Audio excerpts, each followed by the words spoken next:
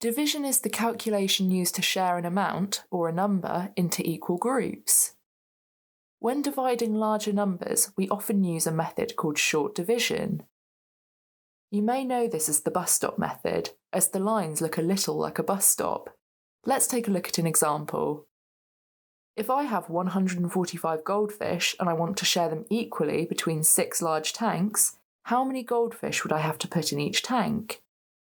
To answer this, we will use short division.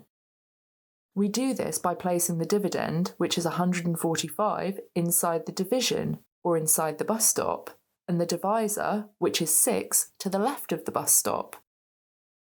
Then we start dividing. 1 divided by 6 is 0 because 6 is much bigger than 1. We have 100 left over.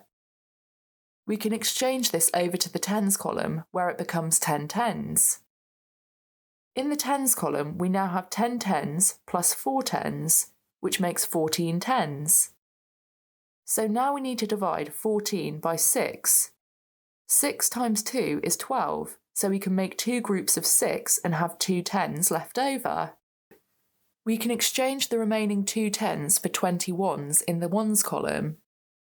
So finally, we need to work out how many groups of 6 we can make when we have 25.